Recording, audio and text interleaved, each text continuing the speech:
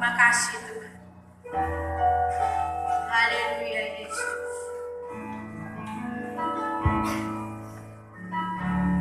Haleluya Yesus.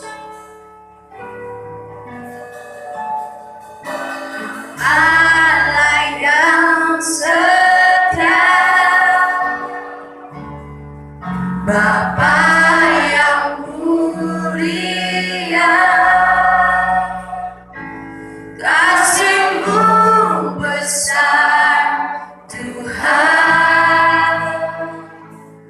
Kau pulihkan hidupku, Kaulah harapan, Kaulah harapanku, hidupku dalammu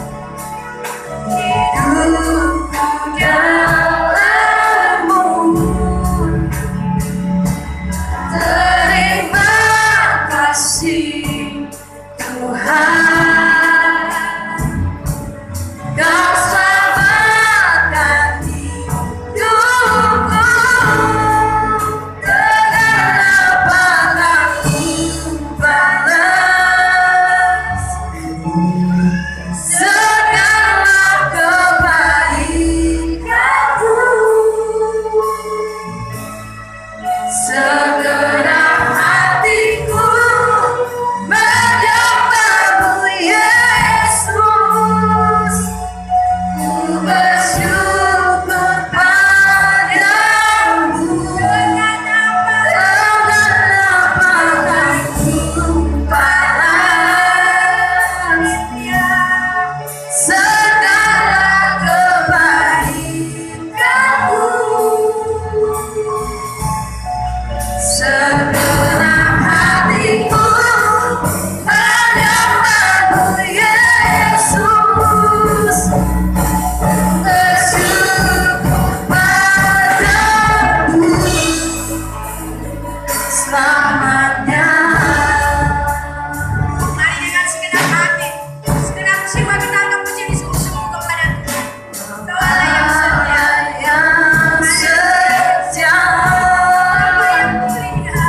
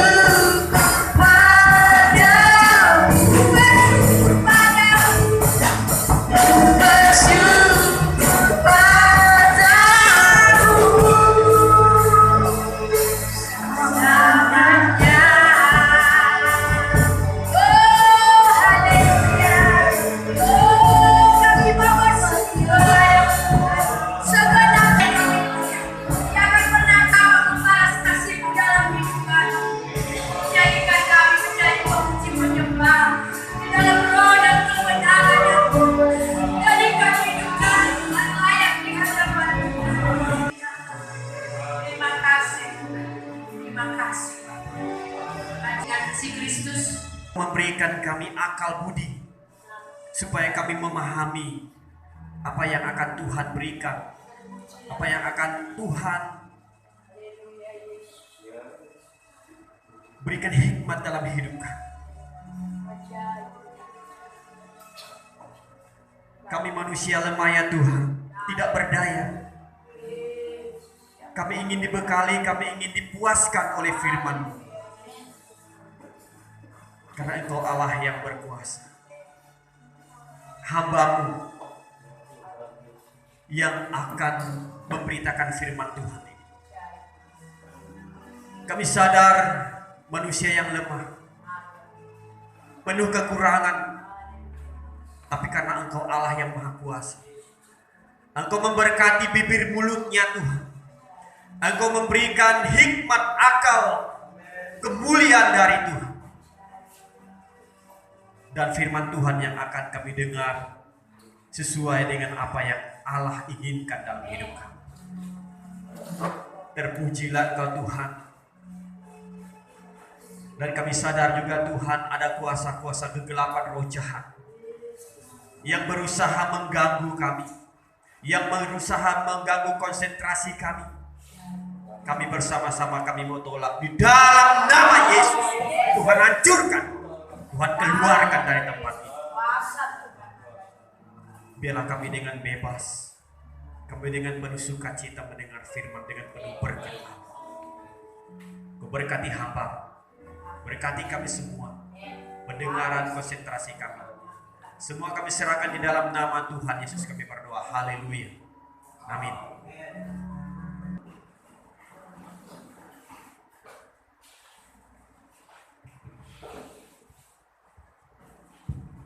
Ya, baik, puji Tuhan. Shalom. Sekali lagi shalom. Salam sejahtera dalam kasih Tuhan buat kita semua. Kita bersyukur pada kesempatan pagi menjelang siang hari ini, satu kemurahan Tuhan mempertemukan kita satu dengan yang lain untuk kita datang beribadah, memuji, memuliakan nama Tuhan. Dan saya selalu berdoa, berharap supaya Bapak Ibu tetap sehat, terpelihara dalam kasih karunia Tuhan. Amin. Kita menginjak pertengahan dari bulan pertama di tahun 2023. Tentu kita sudah melihat bahwa di tahun-tahun yang lalu itu pertolongan Tuhan begitu besar buat kita. Mujizat, saudara, yang jawaban doa. Kemudian mungkin ada yang cita-citanya tergapai, saudara. Itu semua adalah berkat Tuhan. Jauh dari apa yang kita dapat kerjakan, itu semua karena pemberian Tuhan. Amin. Haleluya. Jadi mungkin yang kita kerjakan hanya 40%, tapi 60% itu karya Tuhan di dalam hidup kita. Amin. Karena itu kita juga tidak boleh berbangga dan berkata bahwa ini semua hasil kerja kerasku. Tapi kita harus berkata bahwa semua karena pertolongan Tuhan. Amin. Haleluya. Mari kita buka Alkitab kita di dalam suratan 2 Petrus pasal 3.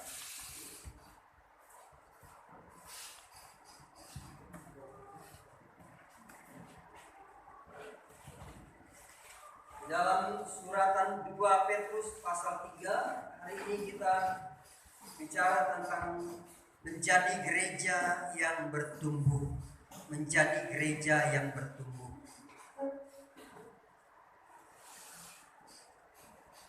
Ayatnya yang ke-18. Di dalam 2 Petrus pasal 3 ayat 18.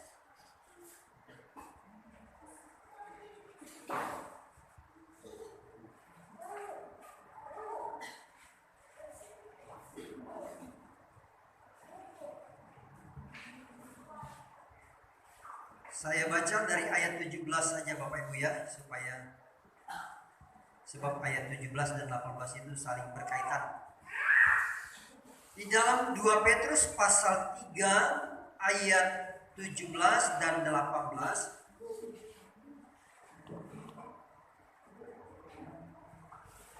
tema kecil di dalam perikop ini adalah penutup.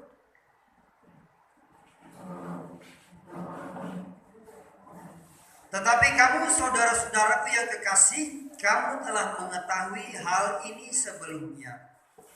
Karena itu waspadalah supaya kamu jangan terseret ke dalam kesesatan orang-orang yang tak mengenal hukum, dan jangan kehilangan peganganmu yang teguh. Kita baca sama-sama ayat 18. 1, 2, 3. Tetapi bertumbuhlah dalam kasih karunia dan dalam pengenalan akan Tuhan dan Juru Selamat kita, Yesus Kristus. Baginya kemuliaan sekarang dan sampai selama-lamanya. Amin. Haleluya. Hari ini saya membawa kita pada satu perenungan menjadi gereja yang bertumbuh. Bapak Ibu Saudara, gereja itu ada digolongkan menjadi dua bagian. Yang pertama, gereja dalam bentuk fisik atau bangunan seperti ini atau organisasi.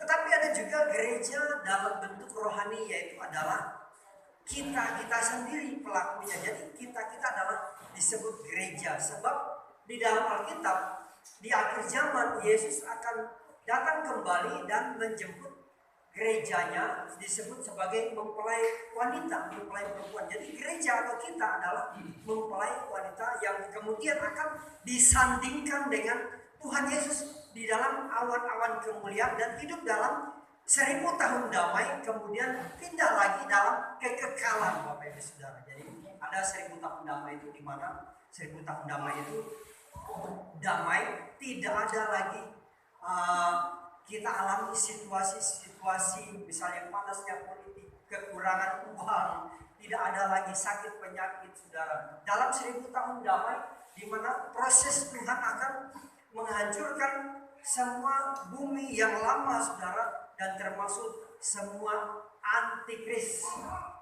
orang-orang yang anti terhadap Kristus, saudara ya. Jadi kalau ini boleh kita cek dalam diri kita, kira-kira kita anti nggak dengan nama Yesus Kristus? Sebab antikris itu bukan berarti orang yang lempar-lempar gereja, saudara. Ya bisa saja orang lempar gereja hanya karena alasan jengkel sama jemaatnya atau jengkel sama gembalanya, saudara. Dia lempar gereja. Tapi yang dimaksud dengan antikris itu adalah orang yang begitu dengan nama Yesus saja dia jengkel, dia anti, saudara.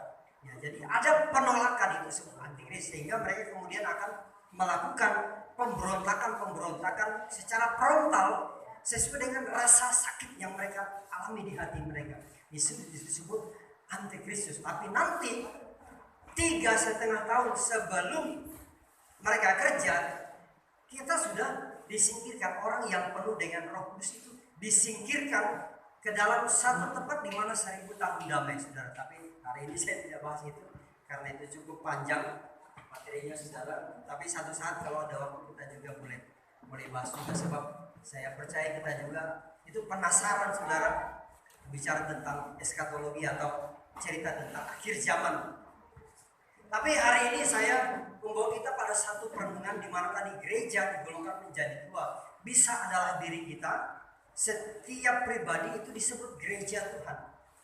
Tapi juga bisa gereja dalam bentuk organisasi atau sebuah bangunan gereja, baik itu besar kecil, sudah semua adalah gereja.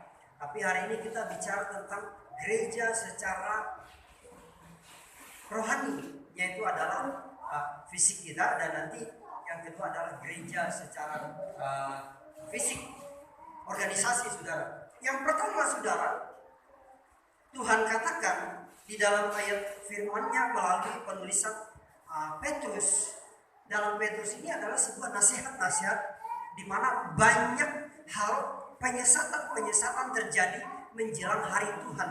Banyak orang-orang yang terseret dalam perbuatan-perbuatan yang tidak baik, saudara. Banyak orang. Jadi bicara soal banyak orang ini tidak hanya mencakup jemaat biasa, tetapi hamba Tuhan atau pendeta terkenal dalam kaliber manapun, saudara, bisa terseret. Sebab di akhir zaman itu, saudara, pengaruh jahat itu begitu kuat, sehingga dikatakan di dalam ayat yang ke-17, kamu, saudara-saudara kekasih, kamu telah mengetahui semuanya. Hal ini sudah kamu ketahui di dalam nasihat tersebut, ya. Nah, karena itu waspada supaya kamu jangan terseret ke dalam kesesatan orang-orang yang tak mengenal hukum. Jadi Dalam suratan Timotius sebelumnya pernah dicatat bahwa menjelang akhir zaman itu orang mulai mengabaikan hukum, tidak mengasihi, lalu tidak hormat terhadap orang tua, tidak tahu berterima kasih, tidak mau beribadah dan sebagainya, saudara. Ini adalah rentetan di mana norma-norma hukum itu sudah mulai hilang di dalam diri manusia. Manusia sudah kehilangan kasih, kehilangan juga sifat ketertundukan terhadap hukum. Jadi orang mulai melakukan sesuai dengan sukanya sendiri, saudara. Menurut dia bagus, tapi menurut orang tidak.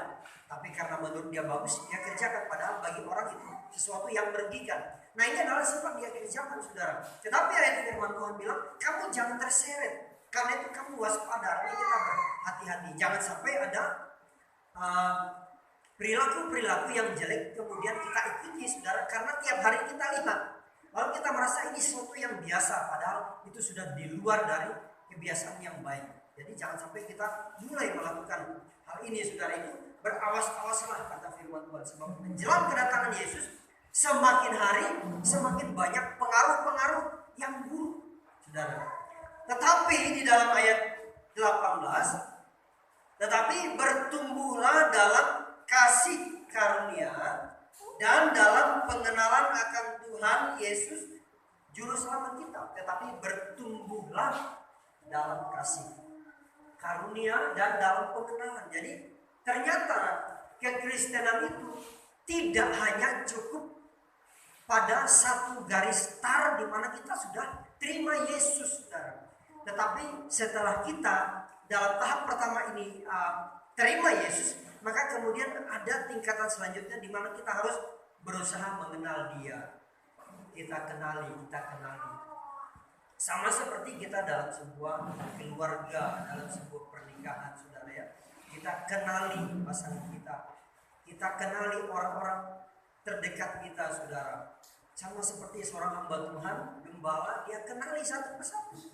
Dia pelajari, kalau bapak ini begini, kalau keluarga ini begini. Jadi kita tidak untuk membanding-bandingkan, tapi itu wajib, saudara. Kita kenali satu persatu. Ya, begitu, saudara. Jadi itu kita dituntut untuk mengenal Dia, semakin mengenal Dia, saudara. Tidak hanya kita terima Dia, tapi kita tahu lebih dalam. Kita koreksi. Seperti apa Dia? Seperti apa kekuatan kuasanya? Seperti apa kerinduannya terhadap kita atau kemauannya, saudara? Itu semua ada di dalam diri Tuhan. Bukankah di dalam ayat firman Tuhan dikatakan bahwa di dalam Dia tersembunyi karya, kemudian kemuliaan, tersembunyi juga harta, kekayaan, saudara. Ada ayatnya, saudara. Saya tidak ingat, tapi kalau kita buka di Alkitab pasti muncul. Di dalam Dia tersembunyi. Artinya di dalam Yesus itu seperti ada sebuah harta karun, saudara, yang perlu setiap hari harus digali. Kita harus kenali Dia. Bukankah, saudara, kalau sudah orang itu sudah saling kenal, apapun bisa dia kasih, saudara, amin. Kalau sudah dikenal, saudara, pinjamin motor juga tidak berat. Ya, tapi kalau belum kenal tiba-tiba pinjam motor, ya belum bisa, saudara. Baru aja tahu, saudara. Jangan sampai kayak teman saya baru kenal berapa hari, udah begitu akrabnya, makan, minum, tidur di rumah. Lalu dibawa jalan, tiba-tiba dibilang, "Om, tunggu di sini, saya pinjam motor boleh nggak?" "Oh, boleh, sudah." Tahu-taunya sampai sekarang nggak datang. Baru kenal berapa hari. Tapi kalau sudah kenal cukup lama, bahkan cukup akrab, itu kan kita, saudara, mau lepas apa, bahkan titip rumah pun kita berani, saudara ya. Tapi kalau belum kenal, belum bisa, itu persyaratannya cukup rumit, saudara ya. Jadi Tuhan itu mau supaya kita semakin mengenal Dia.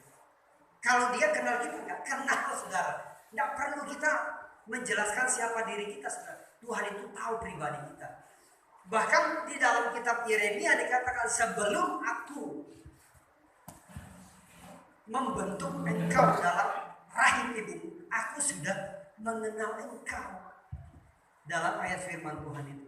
Jadi setitik janin di dalam kandungan saudara, sudah Tuhan tahu siapa diri kita.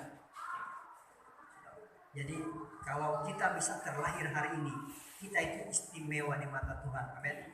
Karena menurut pelajaran medis, saudara, ada ribuan titik sel telur. Tetapi hanya satu yang kemudian diizinkan bertumbuh sebagai manusia. Ribuan titik saudara, titik sel telur itu di dalam kandungan. Tetapi dari ribuan itu diseleksi itu salah satu cuma satu saudara yang bisa terlahir. Bahkan ada juga yang dua kalau kembar saudara ya. Tapi